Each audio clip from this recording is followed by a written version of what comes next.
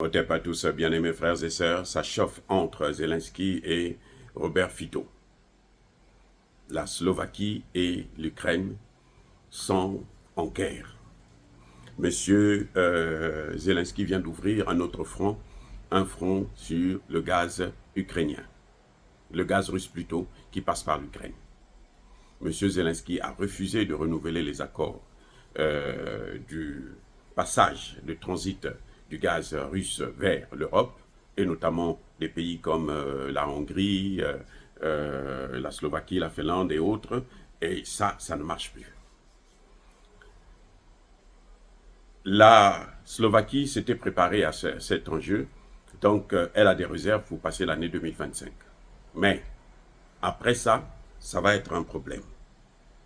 Ça, c'est un. Deux, avant de trouver une alternative, eh ben,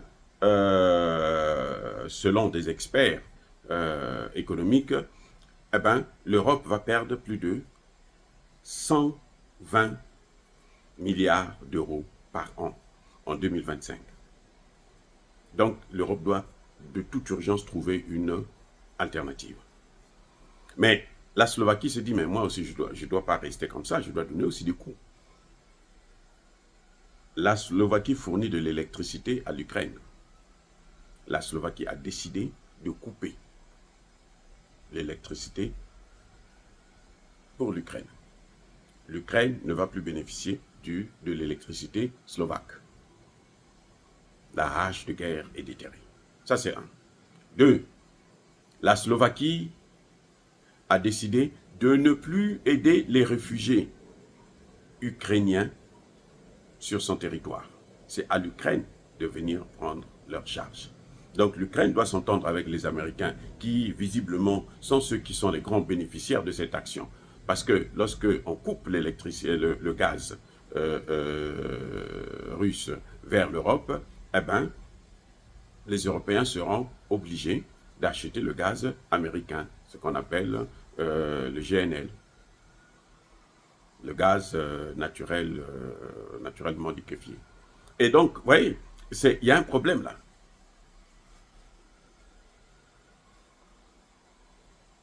Et ce gaz-là, c'est un gaz qui est polluant. Ça, c'est un.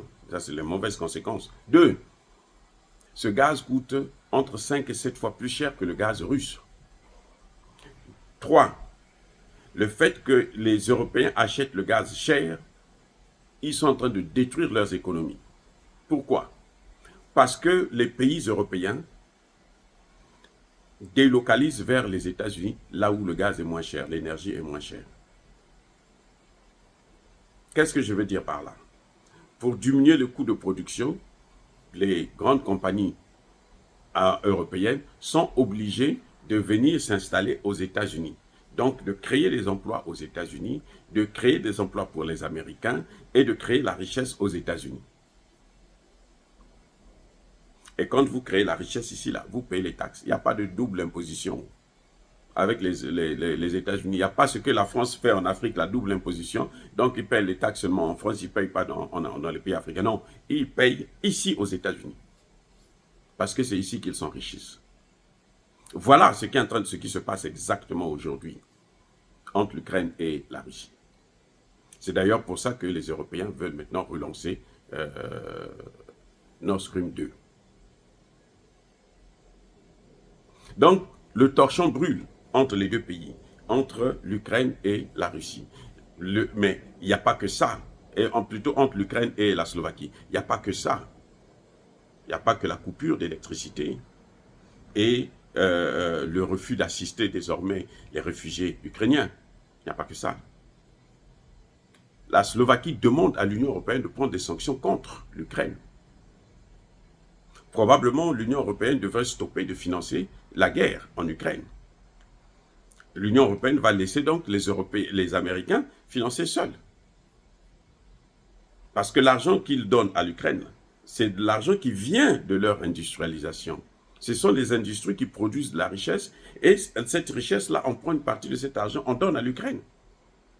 Mais si l'Ukraine empêche à ces pays-là de s'industrialiser, d'avoir une économie fleurissante, eh bien, ils sont obligés de suspendre leurs relations avec l'Ukraine. Voilà ce qui est en train de se passer, ce qui se profile à l'horizon. C'est ça, justement, notre problème. C'est ça le problème des Européens. J'allais dire notre problème, pardonnez-moi, ça ne me regarde pas en fait, ça ne me regarde pas. Je tenais seulement à vous informer, pour vous dire à quel point les Américains sont sadiques. Ils sont en train de détruire l'économie européenne, au même titre que eux, les Européens, ont détruit nos économies. Vous avez vu avec le Fonds monétaire international et la Banque mondiale, qu'est-ce qui s'est passé? C'est ce que les Américains sont en train de faire aux Européens. Ils ont testé ça en Afrique, ça a marché, maintenant ils appliquent ça sur les Européens.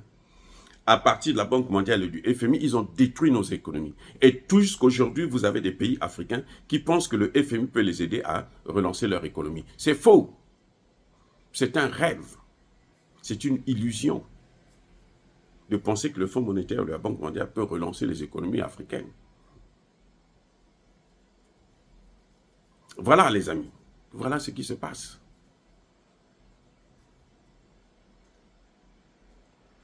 Donc les amis, nous avons un problème sérieux, c'est que nous devrons prendre de la graine, nous devrons comprendre cette géopolitique internationale. C'est pour ça que je vous parle de ces dossiers-là.